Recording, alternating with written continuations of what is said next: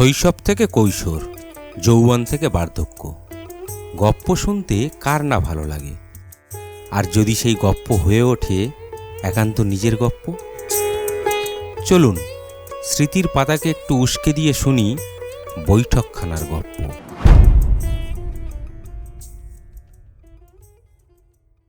গল্পটি ভালো লাগলে দয়া করে লাইক, কমেন্ট, শেয়ার ও অবশ্যই সাবস্ক্রাইব করতে ভুলবেন না কিন্তু। নমস্কার, আমি তনুময়, আর আপনারা শুনছেন বৈঠকখানার গপ্প।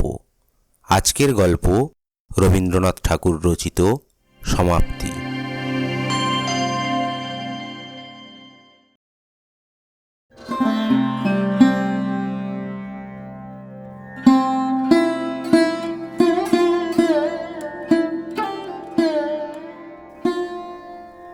অপূর্ব কৃষ্ণ বিএ পাশ করিয়া কলিকাতা হইতে দেশে ফিরিয়া আসিতেছেন।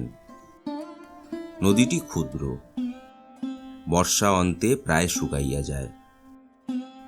এখন শ্রাবণের শেষে জলে ভরিয়া উঠিয়া একেবারে গ্রামের বেড়া ও বাঁশঝাড়ের তলদেশ চুম্বন করিয়া চলিয়াছে। বহুদিন ঘন বর্ষার পরে আজ মেঘমুক্ত আকাশে রৌদ্র দেখা দিয়াছে। নৌকায় আসীন অপূর্ব কৃষ্ণের মনের ভিতরকার একখানি ছবি যদি দেখিতে পাইতাম তবে দেখিতাম। সেখানেও এই যুবকের মানস নদী নববর্ষায় কুলে কুলে ভরিয়া আলোকে জলজল এবং বাতাসে ছলছল করিয়া উঠিতেছে। নৌকা যথাস্থানে ঘাটে আসিয়া লাগিল। নদী তীর হইতে অপূর্বদের বাড়ির পাকা ছাদ গাছের অন্তরাল দিয়া দেখা যাইতেছে। অপূর্বর আগমন সংবাদ বাড়ির কেহ জানিত না, সেই জন্য ঘাটে লোক আসে নাই। মাঝি ব্যাগ লইতে উদ্যত হইলে অপূর্ব তাহাকে নিবারণ করিয়া নিজেই ব্যাগ হাতে লইয়া আনন্দ ভরে তাড়াতাড়ি নামিয়া পড়িল। নামিবা মাত্র তীরে ছিল পিছল। ব্যাগ সমেত অপূর্ব কাদায় পড়িয়া গেল। যেমন পড়া অমনি কথা হইতে এক সুমিষ্ট উচ্চকণ্ঠে তরল হাস্যলহরী উচ্ছ্বসিত হইয়া নিকটবর্তী অশ্বত্থ গাছের পাখিগুলিকে সচকিত করিয়া দিল। অপূর্ব অত্যন্ত লজ্জিত হইয়া তাড়াতাড়ি আত্মসম্বরণ করিয়া চাহিয়া দেখিল তীরে মহাজনের নৌকা হইতে নতুন ইট রাশিকৃত করিয়া নামাইয়া রাখা হইয়াছে। তাহারই উপর বসিয়া একটি মেয়ে হাস্যবেগে এখনই শততা হইয়া যাইবে এমনি মনে হইতেছে। অপূর্ব চিনিতে পারিল তাহাদের ওই নতুন প্রতিবেশিনীর মেয়ে মৃন্ময়ী। দূরে বড় নদীর ধারে ইহাদের বাড়ি ছিল। সেখানে নদীর ভাঙনে দেশ ত্যাগ করিয়া বছর 2-3 হইল এই গ্রামে আসিয়া বাস করিতেছে। এই মেয়েটির অখ্যাতির কথা অনেক শুনিতে পাওয়া যায়। পুরুষ গ্রামবাসীরা স্নেহভরে ইহাকে পাগলি বলে, কিন্তু গ্রামের গৃহিণীরা ইহার উচ্ছৃঙ্খল স্বভাবে সর্বদা ভীত, চিন্তিত ও শঙ্কান্বিত। গ্রামের যত ছেলেদের সহিত ইহার খেলা, সমবয়সী মেয়েদের প্রতি অবজ্ঞার সীমা নাই। শিশুরাজ্যে এই মেয়েটি একটি ছোটখাটো বর্গীর উপদ্রব বলিলেই হয়। বাপের আদরের মেয়ে কিনা, সেই জন্য ইহার এতটা দুর্দান্ত প্রতাপ। এই সম্বন্ধে বন্ধুদের নিকট মৃন্ময়ীর মা স্বামীর বিরুদ্ধে সর্বদা অভিযোগ করিতে ছাড়িত না। অথচ বাপ ইহাকে ভালোবাসে। বাপ কাছে থাকিলে মৃন্ময়ীর চোখের অশ্রুবিন্দু তাহার অন্তরে বড়ই বাজিত। ইহাই মনে করিয়া প্রবাসী স্বামীকে স্মরণপূর্বক মৃন্ময়ীর মা মেয়েকে কিছুতেই কাঁদাইতে পারিত না। মৃন্ময়ী দেখিতে শ্যামল বর্ণ, ছোট কোঁকড়া চুল পিঠ পর্যন্ত পড়িয়াছে, ঠিক যেন বালকের মতো মুখের ভাব। মস্ত মস্ত দুটি কালো চক্ষুতে না আছে লজ্জা, না আছে ভয়, না আছে হাবভাব লীলার লেজ মাত্র। দীর্ঘ শরীর, পরিপুষ্ট, সুস্থ সবল, কিন্তু তার বয়স অধিক কি অল্প সে প্রশ্ন কাহারও মনে উদয় হয় না। যদি হইত তবে এখনো অবিবাহিত আছে বলিয়া লোকে তাহার পিতামাতাকে নিন্দা করিত। গ্রামে বিদেশি জমিদারের নৌকা কালক্রমে সেদিন ঘাটে আসিয়া লাগে। সেদিন গ্রামের লোকেরা সম্ভ্রমে শশব্যস্ত হইয়া ওঠে। ঘাটের মেয়েদের মুখভঙ্গিতে অকস্মাৎ নাসাগ্রভাগ পর্যন্ত যবনিকা পতন হয়। কিন্তু মৃন্ময়ী কোথা হইতে একটা উলঙ্গ শিশুকে কোলে লইয়া কোঁকড়া চুলগুলি পিঠে দোলাইয়া ছুটিয়া ঘাটে আসিয়া উপস্থিত। যে দেশে ব্যাধ নাই, বিপদ নাই, সেই দেশে হরিণ শিশুর মতো নির্ভীক কৌতূহলে দাঁড়াইয়া চাহিয়া চাহিয়া দেখিতে থাকে। অবশেষে আপন দলের বালক সঙ্গীদের নিকট ফিরিয়া গিয়া এই নবাগত প্রাণীর আচার ব্যবহার সম্বন্ধে বিস্তর বাহুল্য বর্ণনা করে। আমাদের অপূর্ব ইতিপূর্বে ছুটি উপলক্ষে বাড়ি আসিয়া এই বন্ধনহীন বালিকাটিকে 2-4বার দেখিয়াছে এবং অবকাশের সময়, এমনকি অনবকাশের সময়েও ইহার সম্বন্ধে চিন্তা করিয়াছে। পৃথিবীতে অনেক মুখ চোখে পড়ে, কিন্তু এক একটি মুখ বলা কহা নাই একেবারে মনের মধ্যে গিয়া উত্তীর্ণ হয়।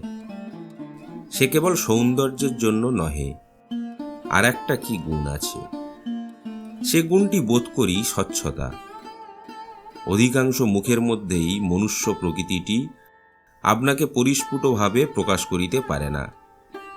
যে মুখে সেই অন্তর্গুহাবাসী রহস্যময় লোকটি অবাধে বাহির হইয়া দেখা দেয়, সে মুখ সহস্রের মধ্যে চোখে পড়ে এবং এক পলকে মনে মুদ্রিত হইয়া যায়। এই বালিকার মুখে চোখে একটি দুরন্ত অবাধ্য নারী প্রকৃতি উন্মত্ত বেগবান অরণ্যা মৃগের মতো সর্বদা দেখা দেয়, খেলা করে। সেই জন্য এই জীবনচঞ্চল মুখখানি একবার দেখিলে আর সহজে ভোলা যায় না। পাঠকদিগকে বলা বাহুল্য, মৃন্ময়ীর কৌতূহল হাস্যধ্বনি যতই সুমিষ্ট হোক, দুর্ভাগা অপূর্বর পক্ষে কিঞ্চিত ক্লেশদায়ক হইয়াছিল। সে তাড়াতাড়ি মাঝির হাতে ব্যাগ সমর্পণ করিয়া রক্তিম মুখে দ্রুত বেগে গৃহ অভিমুখে চলিতে লাগিল। আয়োজনটি অতি সুন্দর হইয়াছিল। নদী তীর, গাছের ছায়া, পাখির গান, প্রভাতের রৌদ্র, 20 বৎসর বয়স। অবশ্য ইটের স্তূপটা যেমন উল্লেখযোগ্য নহে, কিন্তু যে ব্যক্তি তাহার উপর বসিয়াছিল সে এই শুষ্ক কঠিন আসনের প্রতিও একটি মনোরম শ্রী বিস্তার করিয়াছিল। হায়, এমন দৃশ্যের মধ্যে প্রথম পদক্ষেপ মাত্রেই যে সমস্ত কবিত্ব প্রহসনে পরিণত হয়, ইহা অপেক্ষা অদৃষ্টের নিষ্ঠুরতা আর কি হইতে পারে। সেই ইষ্টক শিখর হইতে প্রবাহমান হাস্যধ্বনি শুনিতে শুনিতে চাদরে ও ব্যাগে কাদা মাখিয়া গাছের ছায়া দিয়া অপূর্ব বাড়িতে গিয়া উপস্থিত হইল। অকস্মাৎ পুত্রের আগমনে তাহার বিধবা মাতা পুলকিত হইয়া উঠিলেন। তৎক্ষণাৎ ক্ষীর, দধি, রুই মাছের সন্ধানে দূরে নিকটে লোক দৌড়াইল এবং পাড়া প্রতিবেশীর মধ্যেও একটা আন্দোলন উপস্থিত হইল। আহারান্তে মা অপূর্বর বিবাহের প্রস্তাব উত্থাপন করিলেন। অপূর্ব সেজন্য প্রস্তুত হইয়াছিল, কারণ প্রস্তাব অনেক পূর্বেই ছিল। কিন্তু পুত্র নব্যতন্ত্রের নতুন ধোয়া ধরাইয়া জেদ করিয়া বসিয়াছিল যে বিয়ে পাশ না করিয়া বিবাহ করিব না। এতকাল জননী সেই জন্য অপেক্ষা করিয়াছিলেন। অতএব এখন আর কোনো ওজর করা মিথ্যা। অপূর্ব কহিল, আগে পাত্রী দেখা হোক, তারপর স্থির হইবে। মা কহিলেন, পাত্রী দেখা হইয়াছে, সেজন্য তোকে ভাবিতে হইবে না। অপূর্ব এই ভাবনাটা নিজে ভাবিতে প্রস্তুত হইল এবং কহিল, মেয়ে না দেখিয়া বিবাহ করিতে পারিব না। মা ভাবিলেন, এমন সৃষ্টি ছাড়া কথাও কখনো শোনা যায় নাই, কিন্তু সম্মত হইলেন। সে রাত্রে অপূর্ব প্রদীপ নিবাইয়া বিছানায় শয়ন করিলে পর বর্ষা নিশীথির সমস্ত শব্দ এবং সমস্ত নিস্তব্ধতার পরপ্রান্ত হইতে বিজন বিনিদ্র শয্যায় একটি উচ্ছ্বসিত উচ্চ মধুর কণ্ঠের হাস্যধ্বনি তাহার কানে আসিয়া ক্রমাগত বাজিতে লাগিল। মন নিজেকে কেবল এই বলিয়া পীড়া দিতে লাগিল যে সকালবেলায় সেই পদস্থলনটা যেন কোনো একটা উপায়ে সংশোধন করিয়া লওয়া উচিত। বালিকা জানিল না যে আমি অপূর্ব কৃষ্ণ অনেক বিদ্যা অর্জন করিয়াছি, কলিকাতায় বহুকাল যাপন করিয়া আসিয়াছি, দৈবাত পিছলে পা দিয়া কাদায় পড়িয়া গেলেও আমি উপহাস্য উপেক্ষণীয় একজন যে সে গ্রাম্য যুবক নহি। পরদিন অপূর্ব কোণে দেখিতে যাইবে, অধিক দূরে নহে, পাড়াতেই তাহাদের বাড়ি। একটু বিশেষ যত্নপূর্বক সাজ করিল, ধুতি ও চাদর ছাড়িয়া সিল্কের চাপকান জব্বা, মাথায় একটা গোলাকার পাগড়ি এবং বার্নিশ করা একজোড়া জুতা পায়ে দিয়া সিল্কের ছাতা হাতে প্রাতঃকালে বাহির হইল। সম্ভাবিত শ্বশুরবাড়িতে পদার্পণ করিবা মাত্র সমারোহ সমাদরের ঘটা পড়িয়া গেল। অবশেষে যথাকালে কম্পিত হৃদয় মেয়েটিকে ঝাড়িয়া মুছিয়া রং করিয়া খোঁপায় রাংতা জড়াইয়া একখানি পাতলা রঙিন কাপড়ে মুড়িয়া বরের সম্মুখে আনিয়া উপস্থিত করা হইল। সে এক কোণে নীরবে মাথা হাঁটুর কাছে ঠেকাইয়া বসিয়া রহিল এবং এক পৌড়া দাসী তাহাকে সাহস দিবার জন্য পশ্চাতে উপস্থিত রহিল। কনের এক বালক ভাই তাহাদের পরিবারের মধ্যে এই এক নূতন অনধিকার প্রবেশোদ্যত লোকটির পাগড়ি, ঘড়ি, চেন এবং নবোদ্গত শ্মশ্রু এক মনে নিরীক্ষণ করিতে লাগিল। অপূর্ব কিয়ৎকাল গোঁফে তা দিয়া অবশেষে গম্ভীরভাবে জিজ্ঞাসা করিল, তুমি কি পড়ো? বসন ভূষাচ্ছন্ন লজ্জাস্তূপের নিকট হইতে তাহার কোনো উত্তর পাওয়া গেল না। দুই তিনবার প্রশ্ন এবং পৌড়া দাসীর নিকট হইতে পৃষ্ঠদেশে বিস্তর উৎসাহজনক করতাড়নের পর বালিকা মৃদুস্বরে এক নিঃশ্বাসে অত্যন্ত দ্রুত বলিয়া গেল, চারুপাঠ দ্বিতীয় ভাগ, ব্যাকরণসার প্রথম ভাগ, ভূগোল বিবরণ, পাটিগণিত, ভারতবর্ষের ইতিহাস। এমন সময় বহির্দেশে একটা অশান্ত গতির ধূপধাপ শব্দ শোনা গেল এবং মুহূর্তের মধ্যে দৌড়িয়া হাঁপাইয়া পিঠের চুল দলাইয়া মৃন্ময়ী ঘরে আসিয়া প্রবেশ করিল। অপূর্ব কৃষ্ণের প্রতি দিকপাত না করিয়া একেবারে কোণের ভাই রাখালের হাত ধরিয়া টানাটানি আরম্ভ করিয়া দিল। রাখাল তখন আপন পর্যবেক্ষণ শক্তির চর্চায় একান্ত মনে নিযুক্ত ছিল। সে কিছুতেই উঠিতে চাইল না। দাসীটি তাহার সংযত কণ্ঠস্বরের মৃদুতা রক্ষার প্রতি দৃষ্টি রাখিয়া যথাসাধ্য তীব্রভাবে মৃন্ময়ীকে ভৎসনা করিতে লাগিল। অপূর্ব কৃষ্ণ আপনার সমস্ত গাম্ভীর্য এবং গৌরব একত্রিত করিয়া পাগড়ি পরা মস্তকে অভ্রভেদী হইয়া বসিয়া রহিল এবং পেটের কাছে ঘড়ির চেন নাড়িতে লাগিল। অবশেষে সঙ্গীটিকে কিছুতেই বিচলিত করিতে না পারিয়া তাহার পিঠে একটা সশব্দ চপেটাঘাত করিয়া চট করিয়া কোণের মাথার ঘোমটাটা টানিয়া খুলিয়া দিয়া ঝড়ের মতো মৃন্ময়ী ঘর হইতে বাহির হইয়া গেল। দাসীটি গুমরিয়া গর্জন করিতে লাগিল এবং ভগ্নীর অকস্মাৎ অবগুণ্ঠন মোচনে রাখাল খিলখিল শব্দে হাসিতে আরম্ভ করিল। নিজের পৃষ্ঠের প্রবল চপেটাঘাতটি সে অন্যায় প্রাপ্য মনে করিল না, কারণ এরূপ দেনা পাওনা তাহাদের মধ্যে সর্বদাই চলিতেছে। এমনকি পূর্বে মৃন্ময়ীর চুল কাঁচ ছাড়াইয়া পিঠের মাঝামাঝি আসিয়া পড়িত। রাখালই একদিন হঠাৎ পশ্চাৎ হইতে আসিয়া তাহার ঝুঁটির মধ্যে কাঁচি লইয়া চালাইয়া দেয়। মৃন্ময়ী তখন অত্যন্ত রাগ করিয়া তার হাত হইতে কাঁচিটি কাড়িয়া লইয়া নিজের অবশিষ্ট পশ্চাতের চুল ক্যাঁচ ক্যাঁচ শব্দে নির্দয়ভাবে কাটিয়া ফেলিল।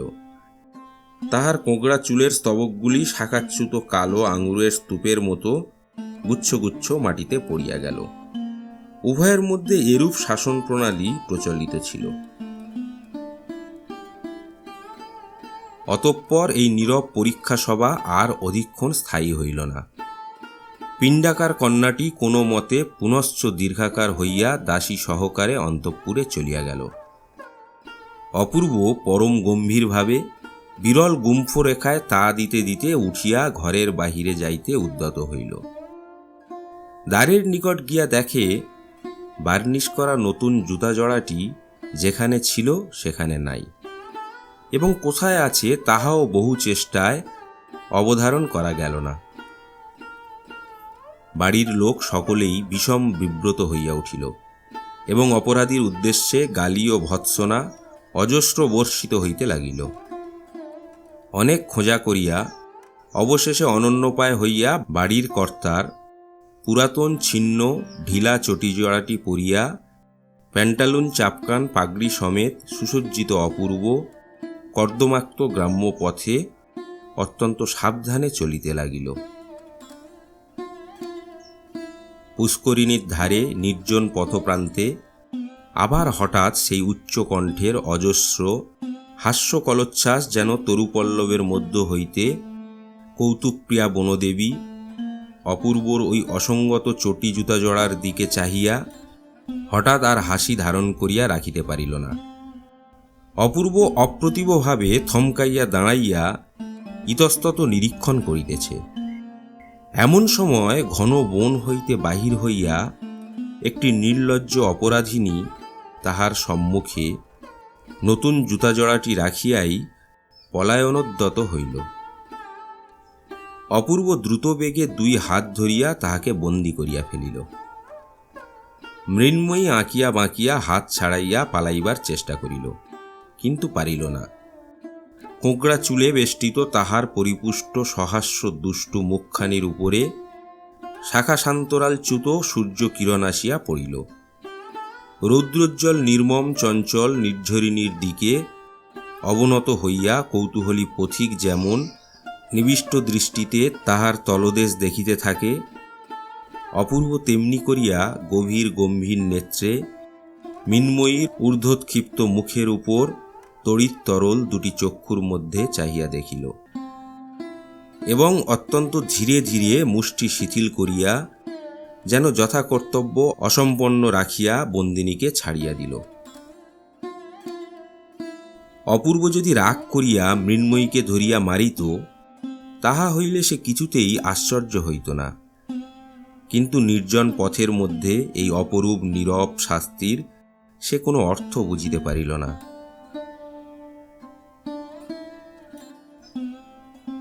নৃত্যময়ী প্রকৃতির নূপুর নিক্কণের ন্যায় চঞ্চল হাস্যধ্বনিটি সমস্ত আকাশ ব্যাপিয়া বাজিতে লাগিল এবং চিন্তা নিমগ্ন অপূর্ব কৃষ্ণ অত্যন্ত ধীর পদক্ষেপে বাড়িতে আসিয়া উপস্থিত হইল।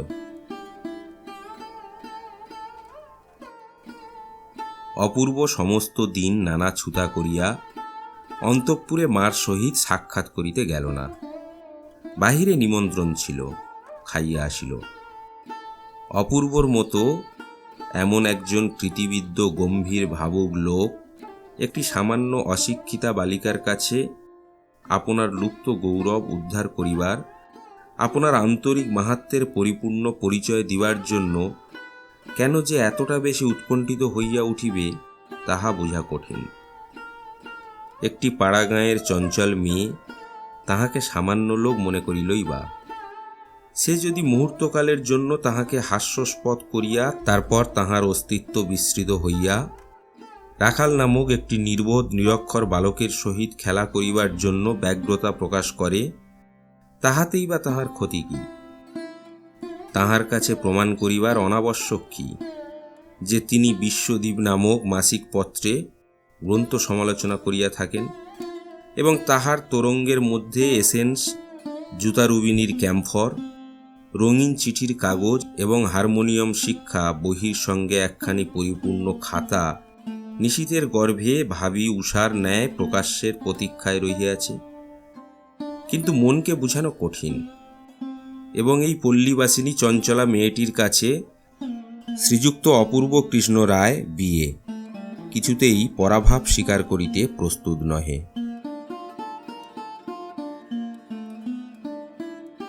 সন্ধ্যার সময় অন্তঃপুরে প্রবেশ করিলে মা তাহাকে জিজ্ঞাসা করিলেন, কেমন রে অপু, মেয়ে কেমন দেখলি, পছন্দ হয় তো?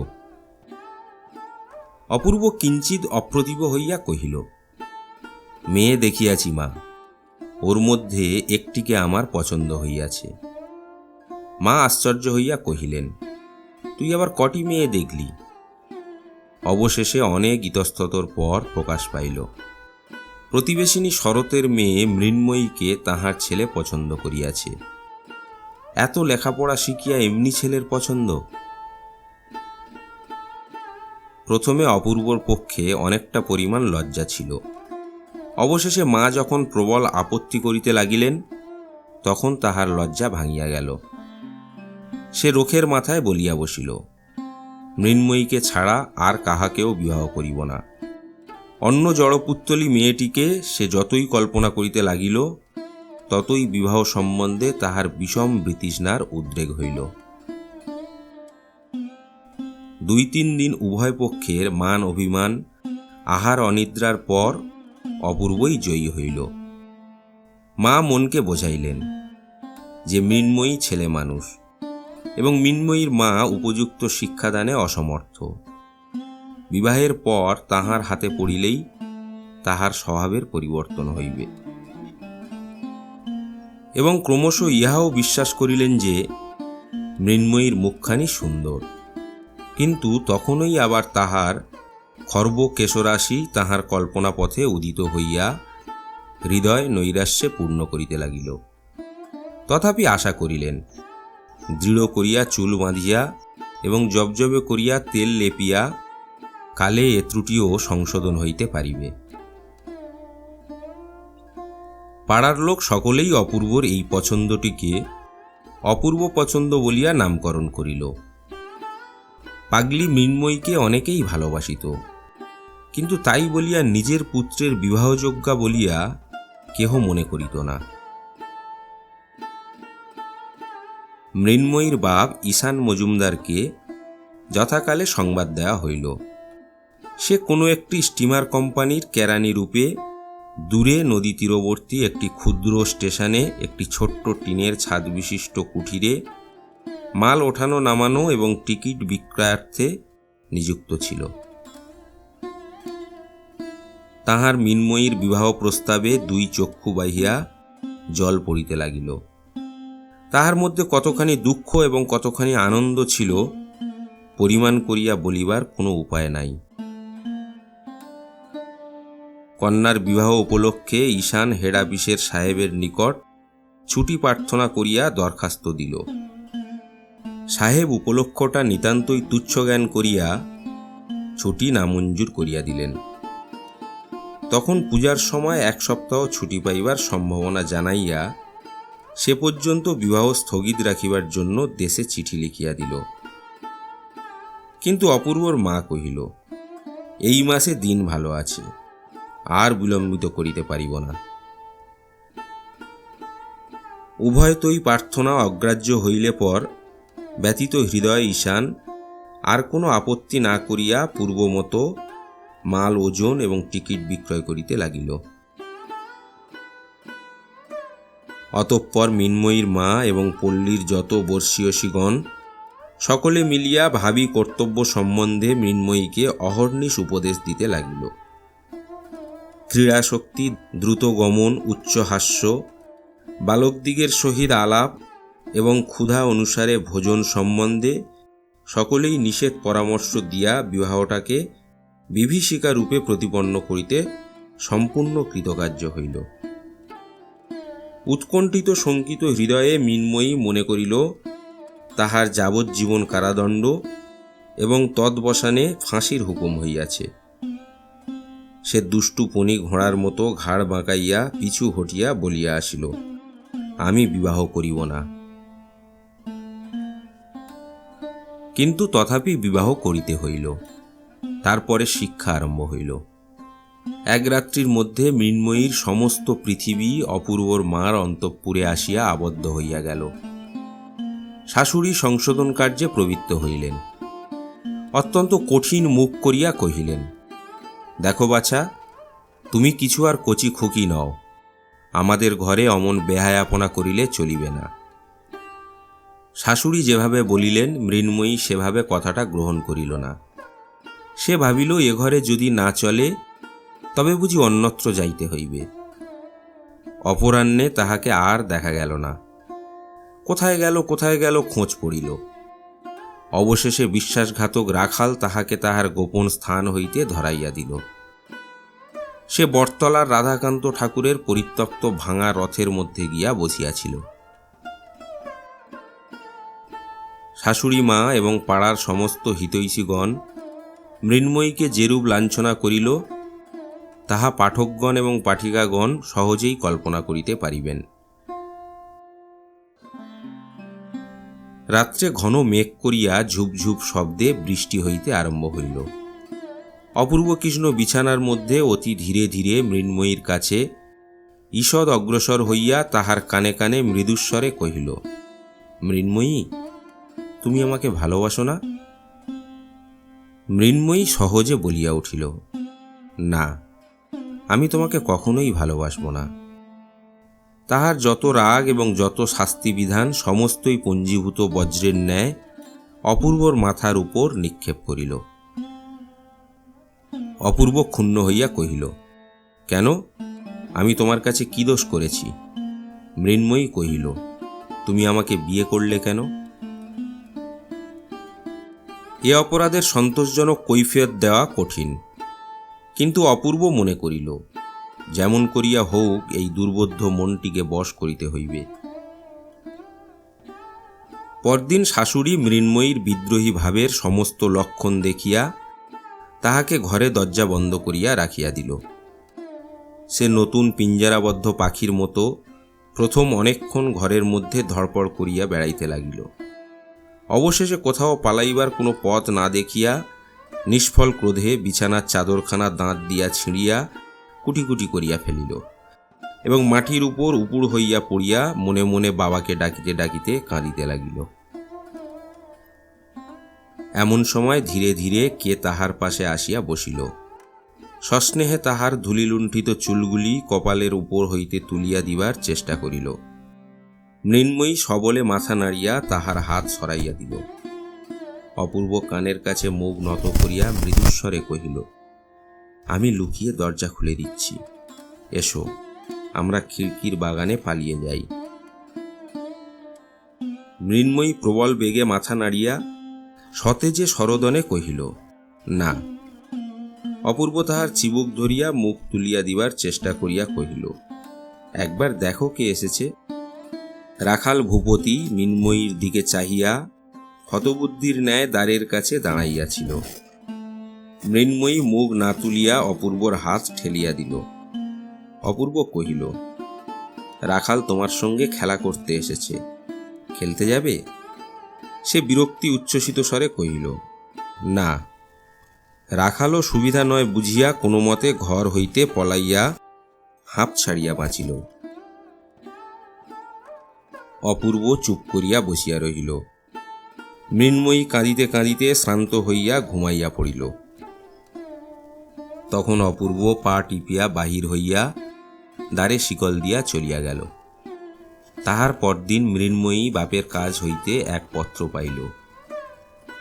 তিনি তাহার প্রাণ প্রতিমা মৃন্ময়ীর বিবাহের সময় উপস্থিত থাকিতে পারেন নাই বলিয়া বিলাপ করিয়া নবদম্পতিকে অন্তরের আশীর্বাদ পাঠাইয়াছেন।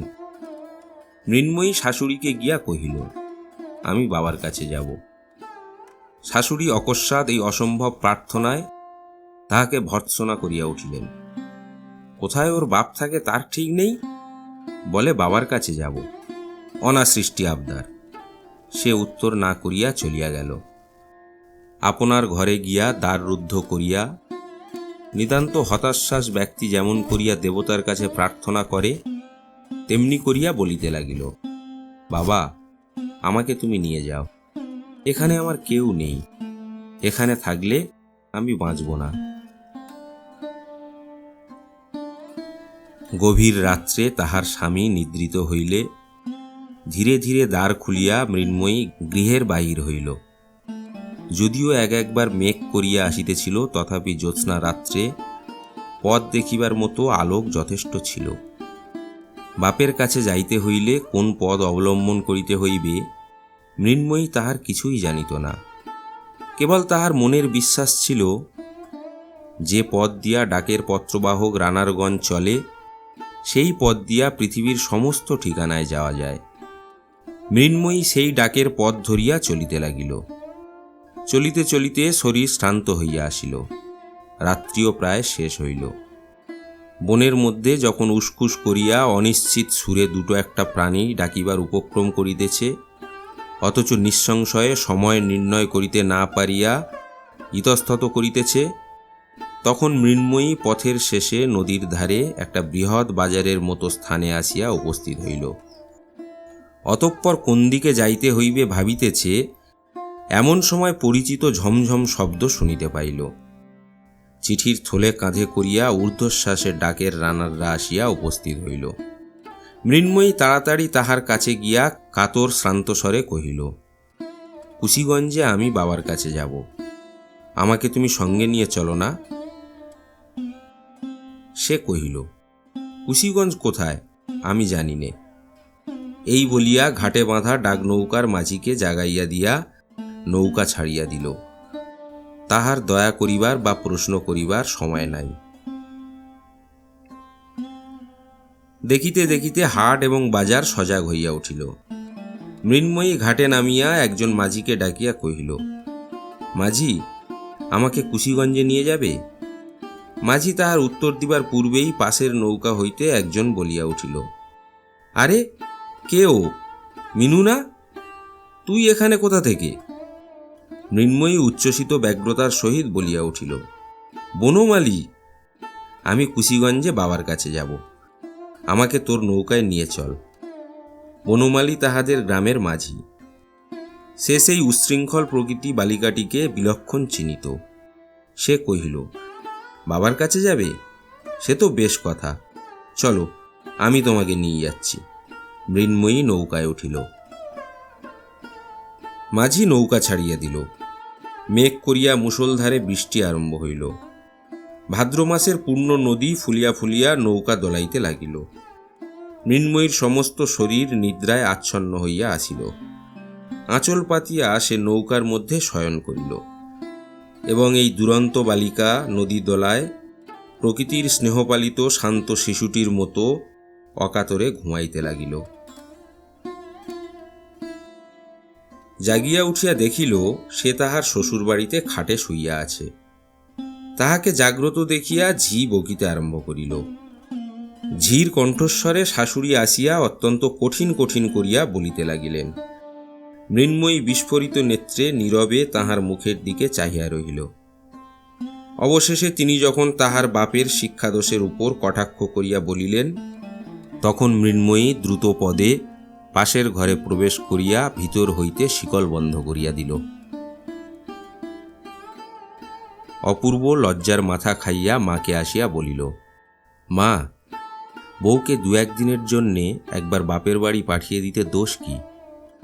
মা অপূর্বকে ন ভূত ন ভবিষ্যৎ ভৎসনা করিতে লাগিলেন এবং দেশে এত মেয়ে থাকিতে বাছিয়া বাছিয়া এই অস্থিদাহকারী দস্যু মেয়েকে ঘরে আনার জন্য তাহাকে যথেষ্ট গঞ্জনা করিলেন। সেদিন সমস্ত দিন বাহিরে ঝড় বৃষ্টি এবং ঘরের মধ্যে অনুরূপ দুর্যোগ চলিতে লাগিল। তাহার পরদিন গভীর রাত্রে অপূর্ব মৃন্ময়ীকে ধীরে ধীরে জাগ্রত করিয়া কহিল, মৃন্ময়ী, তোমার বাবার কাছে যাবে?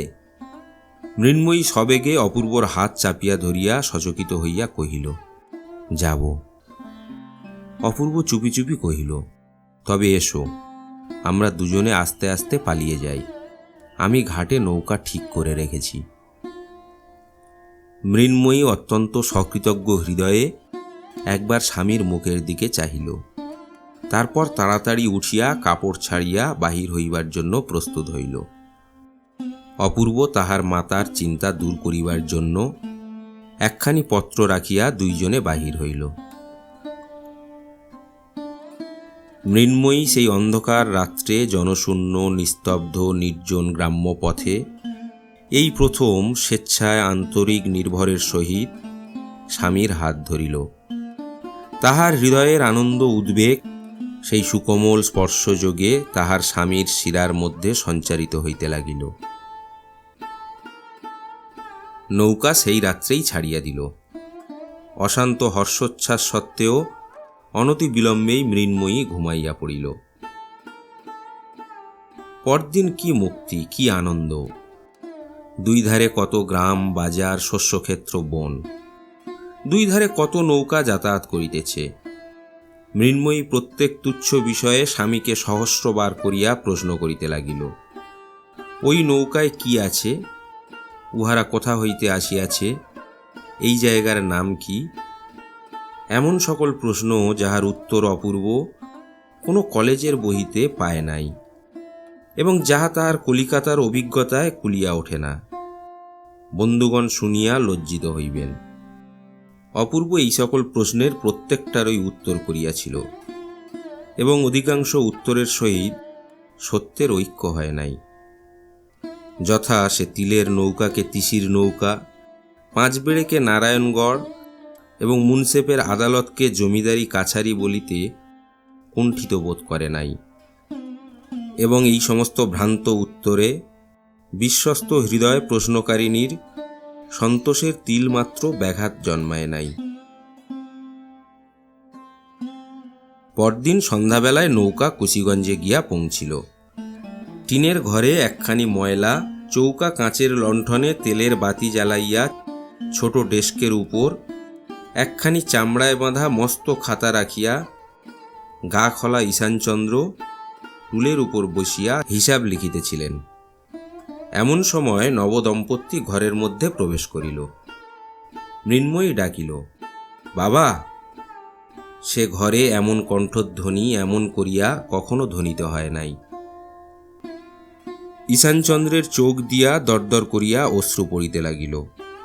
সে কি বলিবে, কি করিবে, কিছুই ভাবিয়া পাইল না। তাহার মেয়ে এবং জামাই যেন সাম্রাজ্যের যুবরাজ এবং যুবরাজ মহিষী। এই সমস্ত পাটের বস্তার মধ্যে তাহাদের উপযুক্ত সিংহাসন কেমন করিয়া নির্মিত হইতে পারে, ইহাই যেন তাহার দিশাহারা বুদ্ধি ঠিক করিয়া উঠিতে পারিল না। তাহার পরে আহারের ব্যাপার, সেও এক চিন্তা। দরিদ্র কেরানি নিজ হস্তে ডাল ভাতে ভাত পাক করিয়া খায়। আজ এই এমন আনন্দের দিনে সে কি করিবে, কি খাওয়াইবে? মৃন্ময়ী কহিল, বাবা, আজ আমরা সকলে মিলিয়া রাঁধিব। অপূর্ব এই প্রস্তাবে সাতিশয় উৎসাহ প্রকাশ করিল।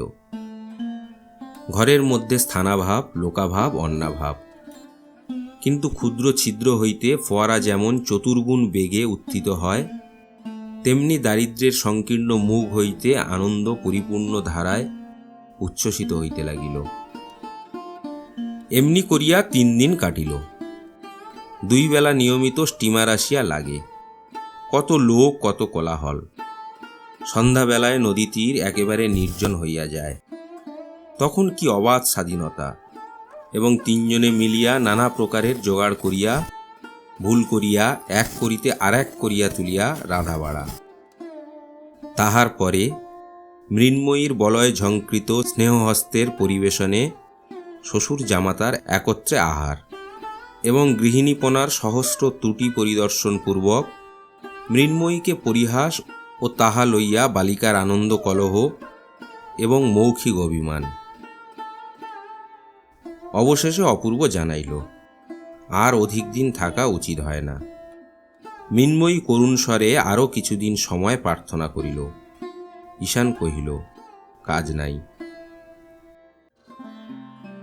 বিদায়ের দিন কন্যাকে বুকের কাছে টানিয়া তাহার মাথায় হাত রাখিয়া অশ্রু গদগদ কণ্ঠে ঈশান কহিল, মা, তুমি শ্বশুর ঘর উজ্জ্বল করিয়া লক্ষ্মী হইয়া থাকিও। কেহ যেন আমার মিনুর কোনো দোষ না ধরিতে পারে। মৃন্ময়ী কাঁদিতে কাঁদিতে স্বামীর সহিত বিদায় হইল এবং ঈশান সেই দ্বিগুণ নিরানন্দ সংকীর্ণ ঘরের মধ্যে ফিরিয়া গিয়া দিনের পর দিন, মাসের পর মাস নিয়মিত মাল ওজন করিতে লাগিল। এই অপরাধী যুগল গৃহে ফিরিয়া আসিলে মা অত্যন্ত গম্ভীরভাবে রহিলেন, কোনো কথাই কহিলেন না। কাহারও ব্যবহারের প্রতি এমন কোনো দোষারোপ করিলেন না যাহা সে স্থালন করিতে চেষ্টা করিতে পারে। এই নীরব অভিযোগ, নিস্তব্ধ অভিমান লৌহভারের মতো সমস্ত ঘরকন্যার উপর অটলভাবে চাপিয়া রহিল। অবশেষে অসহ্য হইয়া উঠিলে অপূর্ব আসিয়া কহিল, মা, কলেজ খুলেছে, এখন আমাকে আইন পড়তে যেতে হবে। মা উদাসীনভাবে কহিলেন, বউয়ের কি করবে? অপূর্ব কহিল, বউ এখানেই থাক। মা কহিলেন, না বাপু, কাজ নাই, তুমি তাকে তোমার সঙ্গেই নিয়ে যাও। সচরাচর মা অপূর্বকে তুই সম্ভাষণ করিয়া থাকেন।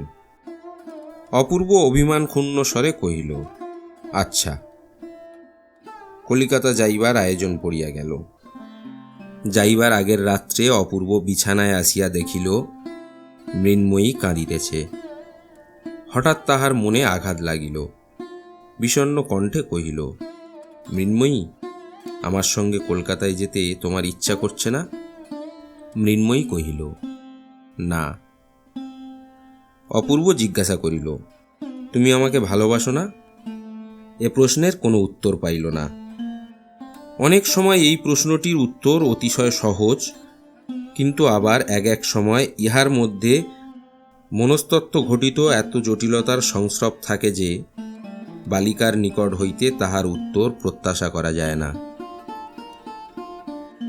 অপূর্ব প্রশ্ন করিল, রাখালকে ছেড়ে যেতে তোমার মন কেমন করছে? মৃন্ময়ী অনায়াসে উত্তর করিল, হ্যাঁ। বালক রাখালের প্রতি এই বিয়ে পরীক্ষাতীর্ণ কৃতবিদ্য যুবকের সূচির মতো অতি সূক্ষ্ম অথচ অতি সুতীক্ষ্ণ ঈর্ষার উদয় হইল। কহিল, আমি অনেককাল আর বাড়িতে আসতে পাব না। এই সংবাদ সম্বন্ধে মৃন্ময়ীর কোনো বক্তব্য ছিল না। বোধহয় 2 বৎসর কিংবা তারও বেশি হইতে পারে। মৃন্ময়ী আদেশ করিল, তুমি ফিরে আসবার সময় রাখালের জন্য একটা 3 মুখো রাজসের ছুরি কিনে নিয়ে এসো। অপূর্ব শয়ান অবস্থা হইতে ঈষৎ উত্থিত হইয়া কহিল, তুমি তাহলে এখানেই থাকবে? মৃন্ময়ী কহিল, হ্যাঁ, আমি মায়ের কাছে গিয়ে থাকব। অপূর্ব নিঃশ্বাস ফেলিয়া কহিল, আচ্ছা, তাই থেকো। যতদিন না তুমি আমাকে আসবার জন্য চিঠি লিখবে, আমি আসব না। খুব খুশি হলে? মৃন্ময়ী এ প্রশ্নের উত্তর দেওয়া বাহুল্য বোধ করিয়া ঘুমাইতে লাগিল। কিন্তু অপূর্বর ঘুম হইল না। বালিশ উঁচু করিয়া ঠেসান দিয়া বসিয়া রহিল। অনেক রাত্রে হঠাৎ চাঁদ উঠিয়া চাঁদের আলো বিছানার উপর আসিয়া পড়িল। অপূর্ব সেই আলোকে মৃন্ময়ীর দিকে চাহিয়া দেখিল। চাহিয়া চাহিয়া মনে হইল যেন রাজকন্যাকে কে রূপার কাঠি ছোঁয়াইয়া অচেতন করিয়া রাখিয়া গিয়াছে। একবার কেবল সোনার কাঠি পাইলেই এই নিদ্রিত আত্মাটিকে জাগিয়া তুলিয়া মালাবদল করিয়া লওয়া যায়। রূপার কাঠি হাস্য, আর সোনার কাঠি অশ্রুজল। ভোরের বেলায় অপূর্ব মৃন্ময়ীকে জাগিয়া দিল। কহিল, মৃন্ময়ী, আমার যাইবার সময় হইয়াছে, চলো তোমাকে তোমার মার বাড়ি রাখিয়া আসি। মৃন্ময়ী শয্যা ত্যাগ করিয়া উঠিয়া দাঁড়াইলে অপূর্ব তাহার 2 হাত ধরিয়া কহিল, এখন আমার একটি প্রার্থনা আছে। আমি অনেক সময় তোমার অনেক সাহায্য করিয়াছি, আজ যাইবার সময় তাহার একটি পুরস্কার দিবে? মৃন্ময়ী বিস্মিত হইয়া কহিল, কি? অপূর্ব কহিল, তুমি ইচ্ছা করিয়া ভালোবাসিয়া আমাকে একটি চুম্বন দাও। অপূর্বর এই অদ্ভুত প্রার্থনা এবং গম্ভীর মুখভাব দেখিয়া মৃন্ময়ী হাসিয়া উঠিল। হাস্য সংবরণ করিয়া মুখ বাড়াইয়া চুম্বন করিতে উদ্যত হইল। কাছাকাছি গিয়া আর পারিল না, খিলখিল করিয়া হাসিয়া উঠিল। এমন 2 বার চেষ্টা করিয়া অবশেষে নিরস্ত হইয়া মুখে কাপড় দিয়া হাসিতে লাগিল। শাসন ছলে অপূর্ব তাহার কর্ণমূল ধরিয়া নাড়িয়া দিল। অপূর্বর বড় কঠিন পণ। দস্যুবৃত্তি করিয়া কাড়িয়া লুটিয়া লওয়া সে আত্মাবমাননা মনে করে। সে দেবতার ন্যায় সগৌরবে থাকিয়া স্বেচ্ছাহীন উপায় চায়, নিজের হাতে কিছুই তুলিয়া লইবে না। মৃন্ময়ী আর হাসিল না। তাহাকে প্রত্যুষের আলোকে নির্জন পথ দিয়া তাহার মার বাড়ি রাখিয়া অপূর্ব গৃহে আসিয়া মাতাকে কহিল, ভাবিয়া দেখিলাম বউকে আমার সঙ্গে কলিকাতায় লইয়া গেলে আমার পড়াশোনার ব্যাঘাত হইবে। সেখানে উহার কেহ সঙ্গিনী নাই। তুমি তো তাহাকে এ বাড়িতে রাখিতে চাও না, আমি তাই তাহার মার বাড়িতে রাখিয়া আসিলাম। সুগভীর অভিমানের মধ্যে মাতা পুত্রের বিচ্ছেদ হইল। মার বাড়িতে আসিয়া মৃন্ময়ী দেখিল কিছুতেই আর মন লাগিতেছে না। সে বাড়ির আগাগোড়া যেন বদল হইয়া গেছে, সময় আর কাটে না। কি করিবে, কোথায় যাইবে, কার সহিত দেখা করিবে, ভাবিয়া পাইল না। মৃন্ময়ীর হঠাৎ মনে হইল যেন সমস্ত গৃহে এবং সমস্ত গ্রামে কেহ লোক নাই। যেন মধ্যাহ্নে সূর্যগ্রহণ হইল। কিছুতেই বুঝিতে পারিল না আজ কলিকাতায় চলিয়া যাইবার জন্য এত প্রাণপণ ইচ্ছা করিতেছে। কাল রাত্রে এই ইচ্ছা কোথায় ছিল? কাল সে জানিত না যে জীবনের যে অংশ পরিহার করিয়া যাইবার জন্য এত মন কেমন করিতেছিল, তৎপূর্বেই তাহার সম্পূর্ণ স্বাদ পরিবর্তন হইয়া গিয়াছে। গাছের পক্কপত্রের ন্যায় আজ সেই বৃন্তচ্যুত অতীত জীবনটাকে ইচ্ছাপূর্বক অনায়াসে দূরে ছুঁড়িয়া ফেলিল। গল্পে শোনা যায়, নিপুণ অস্ত্রাকার এমন সূক্ষ্ম তরবারি নির্মাণ করিতে পারে যে তদ্বারা মানুষকে দ্বিখণ্ডিত করিলেও সে জানিতে পারে না। অবশেষে নাড়া দিলে দুই অর্ধখণ্ড ভিন্ন হইয়া যায়। বিধাতার তরবারি সেইরূপ সূক্ষ্ম। কখন তিনি মৃন্ময়ীর বাল্য ও যৌবনের মাঝখানে আঘাত করিয়াছিলেন সে জানিতে পারে নাই। আজ কেমন করিয়া নাড়া পাইয়া বাল্য অংশ যৌবন হইতে বিচ্যুত হইয়া পড়িল এবং মৃন্ময়ী বিস্মিত হইয়া ব্যথিত হইয়া চাহিয়া রহিল। মাতৃগৃহে তাহার সেই পুরাতন শয়নগৃহকে আর আপনার বলিয়া মনে হইল না। সেখানে যে থাকিত সে হঠাৎ আর নাই। এখন হৃদয়ের সমস্ত স্মৃতি সেই আর একটা বাড়ি, আর একটা ঘর, আর একটা শয্যার কাছে গুনগুন করিয়া বেড়াইতে লাগিল। মৃন্ময়ীকে আর কেহ বাহিরে দেখিতে পাইল না। তাহার হাস্যধ্বনি আর শোনা যায় না। রাখাল তাহাকে দেখিলে ভয় করে, খেলার কথা মনেও আসে না। মৃন্ময়ী মাকে বলিল, মা, আমাকে শ্বশুরবাড়ি রেখে আয়। এদিকে বিদায়কালীন পুত্রের বিষণ্ণ মুখ স্মরণ করিয়া অপূর্বর মার হৃদয় বিদীর্ণ হইয়া যায়। সে যে রাগ করিয়া বউকে বেহানের বাড়ি রাখিয়া আসিয়াছে, ইহা তাহার মনে বড়ই বিঁধিতে লাগিল। হেনকালে একদিন মাথায় কাপড় দিয়া মৃন্ময়ী ম্লান মুখে শাশুড়ির পায়ের কাছে পড়িয়া প্রণাম করিল। শাশুড়ি তৎক্ষণাৎ ছলছল নেত্রে তাহাকে বক্ষে চাপিয়া ধরিলেন। মুহূর্তের মধ্যে উভয়ের মিলন হইয়া গেল। শাশুড়ি বধূর মুখের দিকে চাহিয়া আশ্চর্য হইয়া গেলেন। সে মৃন্ময়ী আর নাই। এমন পরিবর্তন সাধারণত সকলের সম্ভব নহে। বৃহৎ পরিবর্তনের জন্য বৃহৎ বলের আবশ্যক। শাশুড়ি স্থির করিয়াছিলেন মৃন্ময়ীর দোষগুলি একটি একটি করিয়া সংশোধন করিবেন, কিন্তু আরেকজন অদৃশ্য সংশোধনকর্তা একটি অজ্ঞাত সংক্ষেপ উপায় অবলম্বন করিয়া মৃন্ময়ীকে যেন নতুন জন্ম পরিগ্রহ করাইয়া দিলেন। এখন শাশুড়িকেও মৃন্ময়ী বুঝিতে পারিল। শাশুড়িও মৃন্ময়ীকে চিনিতে পারিলেন। তরুর সহিত শাখা প্রশাখার যেরূপ মিল, সমস্ত ঘরকন্যা তেমনি পরস্পর অখণ্ড সম্মিলিত হইয়া গেল। এই যে একটি গভীর স্নিগ্ধ বিশাল রমণী প্রকৃতি মৃন্ময়ীর সমস্ত শরীরে ও সমস্ত অন্তরের রেখায় রেখায় ভরিয়া ভরিয়া উঠিল, ইহাতে তাহাকে যেন বেদনা দিতে লাগিল। প্রথম আষাঢ়ের শ্যামল সজল নবমেঘের মতো তাহার হৃদয়ে একটি অশ্রুপূর্ণ বিস্তীর্ণ অভিমানের সঞ্চার হইল। সেই অভিমান তাহার চোখের ছায়াময় সুদীর্ঘ পল্লবের উপর আরেকটি গভীরতার ছায়া নিক্ষেপ করিল। সে মনে মনে বলিতে লাগিল, আমি আমাকে বুঝিতে পারি নাই বলিয়া তুমি আমাকে বুঝিলে না কেন? তুমি আমাকে শাস্তি দিলে না কেন? তোমার ইচ্ছানুসারে আমাকে চালনা করাইলে না কেন? আমি রাক্ষসী যখন তোমার সঙ্গে কলিকাতায় যাইতে চাইলাম না, তুমি আমাকে জোর করিয়া ধরিয়া লইয়া গেলে না কেন? তুমি আমার কথা শুনিলে কেন? আমার অনুরোধ মানিলে কেন? আমার অবাধ্যতা সহিলে কেন?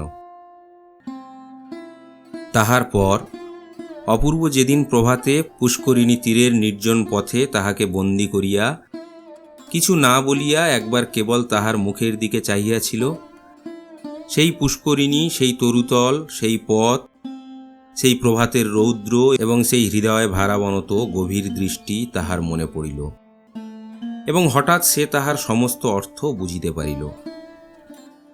তাহার পর সেই বিদায়ের দিনের যে চুম্বন অপূর্বর মুখের দিকে অগ্রসর হইয়া ফিরিয়া আসিয়াছিল, সেই অসম্পূর্ণ চুম্বন এখন মরু মরীচিকা বিমুখী তৃষ্ণার্ত পাখির ন্যায় ক্রমাগত সেই অতীত অবসরের দিকে ধাবিত হইতে লাগিল। কিছুতেই তাহার আর পিপাসা মিটিল না।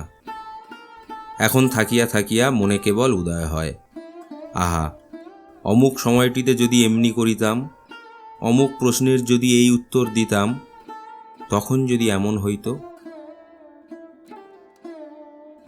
অপূর্বর মনে এই বলিয়া ক্ষোভ জন্মিয়াছিল যে মৃন্ময়ী আমার সম্পূর্ণ পরিচয় পায় নাই। মৃন্ময়ীও আজ বসিয়া বসিয়া ভাবে, তিনি আমাকে কি মনে করিলেন, কি বুঝিয়া গেলেন? অপূর্ব তাহাকে যে দুরন্ত চপল অবিবেচক নির্বোধ বালিকা বলিয়া জানিল, পরিপূর্ণ হৃদয়মাতৃ ধারায় প্রেম পিপাসা মিটাইতে সক্ষম রমণী বলিয়া পরিচয় পাইল না। ইহাতেই সে পরিতাপে লজ্জায় ধিক্কারে পীড়িত হইতে লাগিল। চুম্বনের এবং সোহাগের সে ঋণগুলি অপূর্বর মাথার বালিশের উপর পরিশোধ করিতে লাগিল। এমনিভাবে কতদিন কাটিল। অপূর্ব বলিয়া গিয়াছিল, তুমি চিঠি না লিখিলে আমি বাড়ি ফিরিব না। মৃন্ময়ী তাহাই স্মরণ করিয়া একদিন ঘরে দ্বাররুদ্ধ করিয়া চিঠি লিখিতে বসিল। অপূর্ব তাহাকে যে সোনালি পাড় দেওয়া রঙিন কাগজ দিয়াছিল, তাহাই বাহির করিয়া বসিয়া ভাবিতে লাগিল। খুব যত্ন করিয়া ধরিয়া লাইন বাঁকা করিয়া অঙ্গুলিতে কালি মাখাইয়া অক্ষর ছোট বড় করিয়া উপরে কোনো সম্বোধন না করিয়া একেবারে লিখল, তুমি আমাকে চিঠি লেখো না কেন? তুমি কেমন আছো? আর তুমি বাড়ি এসো। আর কি বলিবার আছে কিছু ভাবিয়া পাইল না। আসল বক্তব্য কথা সবগুলিই বলা হইয়া গেল বটে, কিন্তু মনুষ্য সমাজে মনের ভাব আরেকটু বাহুল্য করিয়া প্রকাশ করা আবশ্যক। মৃন্ময়ীও তাহা বুঝিল। এই জন্য আরও অনেকক্ষণ ভাবিয়া ভাবিয়া আর কয়েকটি নতুন কথা যোগ করিয়া দিল। এইবার তুমি আমাকে চিঠি লিখো, আর কেমন আছো লিখো, আর বাড়ি এসো। মা ভালো আছেন, বিশু পুঁটি ভালো আছে, কাল আমাদের কালো গরুর বাছুর হয়েছে। এই বলিয়া চিঠি শেষ করিল। চিঠি লেফাফায় মুড়িয়া প্রত্যেক অক্ষরটির উপর একটি ফোঁটা করিয়া মনের ভালোবাসা দিয়া লিখিল, শ্রীযুক্ত অপূর্ব কৃষ্ণ রায়। ভালোবাসা যতই দিক, তবু লাইন সোজা, অক্ষর সুছাদ এবং বানান শুদ্ধ হইল না। লেফাফায় নামটুকু ব্যতীত আর যে কিছু লেখা আবশ্যক মৃন্ময়ীর তাহা জানা ছিল না। পাছে শাশুড়ি অথবা আর কাহারও দৃষ্টিপথে পড়ে, সেই লজ্জায় চিঠিখানি একটি বিশ্বস্ত দাসীর হাত দিয়া ডাকে পাঠাইয়া দিল। বলা বাহুল্য, এ পত্রের কোনো ফল হইল না। অপূর্ব বাড়ি আসিল না। মা দেখিলেন ছুটি হইল, তবু অপূর্ব বাড়ি আসিল না। মনে করিলেন এখনো সে তাহার উপর রাগ করিয়া আছে। মৃন্ময়ীও স্থির করিল অপূর্ব তাহার উপর বিরক্ত হইয়া আছে। তখন আপনার চিঠিখানি মনে করিয়া সে লজ্জায় মরিয়া যাইতে লাগিল। সে চিঠিখানা যে কত তুচ্ছ, তাহাতে যে কোনো কথাই লেখা হয় নাই, তাহার মনের ভাব যে কিছুই প্রকাশ করা হয় নাই। সেটা পাঠ করিয়া অপূর্ব মৃন্ময়ীকে আরও ছেলে মানুষ মনে করিতেছে, মনে মনে অবজ্ঞা করিতেছে। ইহা ভাবিয়া সে শরবিদ্ধের ন্যায় অন্তরে অন্তরে ছটপট করিতে লাগিল। দাসীকে বারবার জিজ্ঞাসা করিল, সে চিঠিখানা তুই কি ডাকে দিয়ে এসেছিস? দাসী তাহাকে সহস্রবার আশ্বাস দিয়া কহিল, হ্যাঁ গো, আমি নিজের হাতে বাক্সের মধ্যে ফেলে দিয়েছি। বাবু তো এতদিনে কোন কালে পেয়েছে। অবশেষে অপূর্বর মা একদিন মৃন্ময়ীকে ডাকিয়া কহিলেন, বৌমা, অপু অনেক দিন তো বাড়ি এলো না, তাই মনে করছি কলকাতায় গিয়ে তাকে দেখে আসি গে। তুমি যাবে সঙ্গে? মৃন্ময়ী সম্মতিসূচক ঘাড় নাড়িল এবং ঘরের মধ্যে আসিয়া দ্বাররুদ্ধ করিয়া বিছানার উপর পড়িয়া বালিশখানা বুকের উপর চাপিয়া ধরিয়া হাসিয়া নাড়িয়া চাড়িয়া মনের আবেগ উন্মুক্ত করিয়া দিল।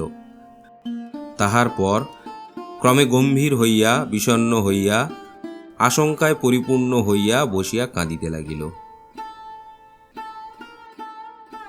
অপূর্বকে কোনো খবর না দিয়া এই দুটি অনুতপ্তা রমণী তাহার প্রসন্নতা ভিক্ষা করিবার জন্য কলিকাতায় যাত্রা করিল। অপূর্বর মা সেখানে তাহার জামাই বাড়িতে গিয়া উঠিলেন। সেদিন মৃন্ময়ীর পত্রের প্রত্যাশায় নিরাশ হইয়া সন্ধ্যাবেলায় অপূর্ব প্রতিজ্ঞা ভঙ্গ করিয়া নিজেই তাহাকে পত্র লিখিতে বসিয়াছে। কোনো কথাই পছন্দ মতো হইতেছে না। এমন একটা সম্বোধন খুঁজিতেছে যাহাতে ভালোবাসাও প্রকাশ হয়, অথচ অভিমানও ব্যক্ত করে। কথা না পাইয়া মাতৃভাষার উপর অশ্রদ্ধা দৃঢ়তর হইতেছে। এমন সময় ভগ্নিপতির নিকট হইতে পত্র পাইল, মা আসিয়াছেন, শীঘ্র আসিবে এবং রাত্রে এইখানে আহারাদি করিবে। সংবাদ সমস্ত ভালো। শেষ আশ্বাস সত্ত্বেও অপূর্ব অমঙ্গল আশঙ্কায় বিমর্ষ হইয়া উঠিল। অবিলম্বে ভাগ্নির বাড়ি গিয়া উপস্থিত হইল। সাক্ষাৎ মাত্রই মাকে জিজ্ঞাসা করিল, মা, সব ভালো তো? মা কহিল, সব ভালো। তুই ছুটিতে বাড়ি গেলি না, তাই আমি তোকে নিতে এসেছি। অপূর্ব কহিল, সেজন্য এত কষ্ট করিয়া আসিবার কি আবশ্যক ছিল? আইন পরীক্ষার পড়াশোনা ইত্যাদি। আহারের সময় ভগ্নী জিজ্ঞাসা করিল, দাদা, এবার বউকে তোমার সঙ্গে আনলে না কেন? দাদা গম্ভীরভাবে কহিতে লাগিল, আইনের পড়াশোনা ইত্যাদি। ভগ্নিপতি হাসিয়া কহিল, ও সমস্ত মিথ্যা ওজোর, আমাদের ভয়ে আনতে সাহস হয় না। ভগ্নী কহিল, ভয়ঙ্কর লোকটাই বটে, ছেলে মানুষ হঠাৎ দেখলে আচমকা আঁতকে উঠতে পারে। এইভাবে হাস্য পরিহাস চলিতে লাগিল, কিন্তু অপূর্ব অত্যন্ত বিমর্ষ হইয়া রহিল। কোনো কথা তাহার ভালো লাগিতেছিল না। তাহার মনে হইতেছিল, সেই যখন মা কলিকাতায় আসিলেন, তখন মৃন্ময়ী ইচ্ছা করিলে অনায়াসে তাহার সহিত আসিতে পারিত। বোধহয় মা তাহাকে সঙ্গে আনিবার চেষ্টাও করিয়াছিলেন, কিন্তু সে সম্মত হয় নাই। এ সম্বন্ধে সংকোচবশত মাকে কোনো প্রশ্ন করিতে পারিল না। সমস্ত মানব জীবন এবং বিশ্ব রচনাটা আগাগোড়া ভ্রান্তি সংকুল বলিয়া বোধ হইল। আহারান্তে প্রবল বেগে বাতাস উঠিয়া বিষম বৃষ্টি আরম্ভ হইল।